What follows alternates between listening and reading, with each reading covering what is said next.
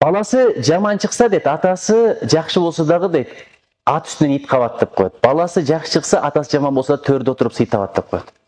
Ошон үчүн балдарга көп болушу бербеңиздер. Баланын каалаганын берүү, каалаганын жедирүү, ичирүү, бала кыйналганда, анча-мынча бир проблемага түшүп болгондо болушуу баланы жакшы көрүүгө кирбейт, бул баланы бузууга кирет. Туура айтып атат кечеке. Мен баламды багып атам. Сен бак дейт. Атты бак, итти бак, кушту бак, тоокту бак, баланы тарбияла. Москвага кетебиз, тияк-бияка кетебиз. Аларды айыптабайлы, байкуш жөн кеткен жок, жыргандан кеткен жок. Ал жактан каалаган жиберип атат, акча жиберип атат. Бул жакта керек болсо жеке менчик мектептерде окутуп атат, курстарга алып барып атат. Ичем деген ичирип, жегем деген жедирип атат. Бирок ошол балдарга бул таасир этеби, этпейби? Бул башка кеп. Анан багып атам дегенди тарбиялап атам деген менен айырмалабыз керек. Чындап эле итти деле, кушту деле, питти деле баксаң болот. Бирок адамга тарбия өзгөчө керек. Адам тое турган нерселер бир эле оюн менен, тамак эмес, адам мээримге тоюш керек. Байкасаңыз, менин бир кызым бар, мышыкка окшош. Келип алып эле ушу канча 24 саат кучакташсаң, ошо 24 саат боюн кучактап жүрө берет. Буягыңа өтүп бир мышыкты эркелеп, буягыңа өтүп бир мышыкты эркелеп. Дагы чоң кызым керек болсо аны өпсөң анча жактырып берет. Адам табиятары башка болот экен. Эми ошол кызым мүмкүн болсо көбүрөөк кучакташым керек. Кучактаганың, жылуу сөз айтканың, бетинен жыттаганың бул мээримиңдин өткөнү, мээримге тойгозгонуң экен.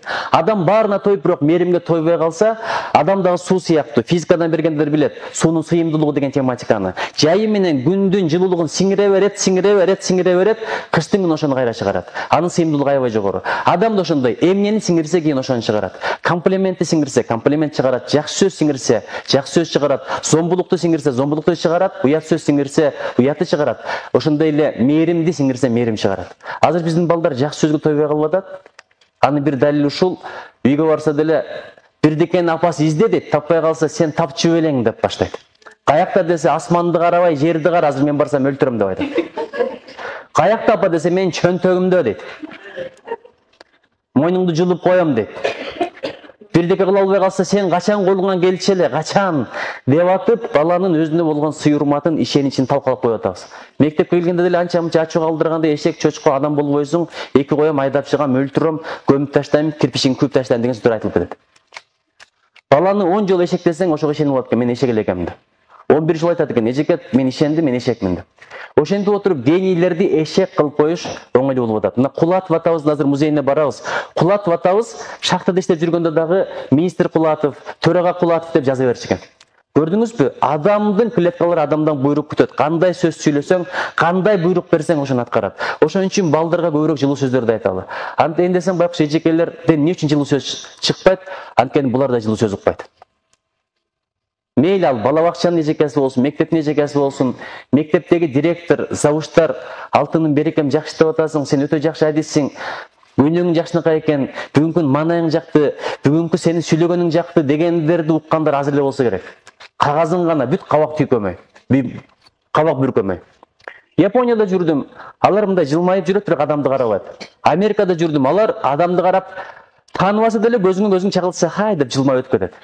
Ушундай сүйүнөсүң, кечки адам издейсиң, мен да бирөөнү хайдап коеюн деп. Германияда жүрдүк, алар деле жылмайып жүрөт экен.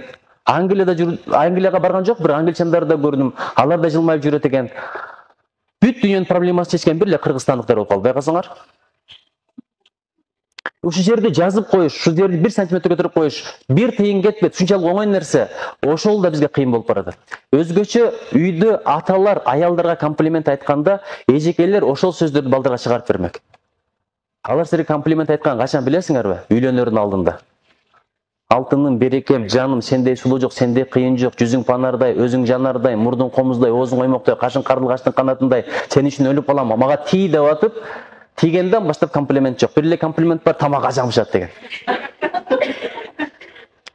Эштен кирип келип, ошончо кылып канча иштерди бүтүрөсүң, бир кийим жерде жатса ошону көрөт да. Мына эмне алып койгон жоксуң? Бу жерде адам барбы же жокпу? Элдин катынын көрсөң көзүң күйөт. Үйдө кайнына күтүп турат. Сенден көрө асаны кызды алып берсем болмо, кечке телпектеп мектепте жүрөсүң, айлыгың болгону 8000 деп. Келип алып да кагазын жазат. Себеби эртеси завуч менен директор турат, кабак кашын бүркөп. Анан бир жакшы сөз укпаса байкуш, кыжалат болсо, мугалимдерден кайсыл жакшы сөз чыгат. Ошого бул жерде эркектер турат, анча-мынча эркектер турат. Айтат го жана кудулардын бирөөсү, кыздар кызгалдактар, эркектер кокотткенектер деп. бул деле ошондой көзгө көрүнүп атат. Тарс эткендин баардыгы тамаша. Бирок жерде турушат. Ушу досторго айтыңыздарчы, комплимент айта турган жылгыла алышны деп. Үйрөнөлү. Az кече балдардан сурап атам. Үйүңөргө барсаңар, атаңар апаңарды карап алып, "Жаным, мен сени сүйөм" десем, эмне деп ойлойсуңар? Десем, жаш балдар ич эзилгиче күлдү. Мына булар көрдү. 1-2 класстын балдарынан бери күлдү. Анткени алар өмүрүндө уккан эмес бул сөздү, Кудай кааласа укпайт дагы. Анан таң каласыңар дейм, кантип баланы көбүнчө сүйөм деп айткан эми туура эмес деп өзүңөр деле айтасыңар. Бирок ошол эле атасы, ошол эле апасынын баласынын көзүн чийин деп сөксө, о, нормальный эркек. Өзү кайсыл туура эмес. Өзбектердин киносун кара, мен сизди sevemem, баласынын көзүн айтып атат. Орустарды карагыла, дорогая, я тебя люблю, без тебя не могу, ты мне нужна как воздух и вода деп айтышат, туурабы? Англисче darling, I love you so much, I cannot survive without you, please don't leave me дегендерди айтышат. Түркчөнү карагыла, көрүп атасыңар, азыр жеңелдердин эң жакшы көргөн жана Кемаль деген жигит. Ben seni seviyorum Allah için дегендерди айтышат. Бала чаканын көзүнчө эле. Кыргыздын сүйөм деген угул экен. Сүйөм дегенде кичине соём деген окшоп кетет. Ошон үчүн айта турган, аялың айтпасаң, бул сөздү кимге айтасың? Ушул сөздөрдү угуп турса, аялдардан жаман сөз чыкмак эмес, жаман сөз чыкпагандан кийин жакшы сөз чыгат, жакшы сөз чыккандан кийин балдарга ошол сөз сиңет, ошондон өткөн мотивация жок, ошондон өткөн көңүл көтөрө турган нерсе.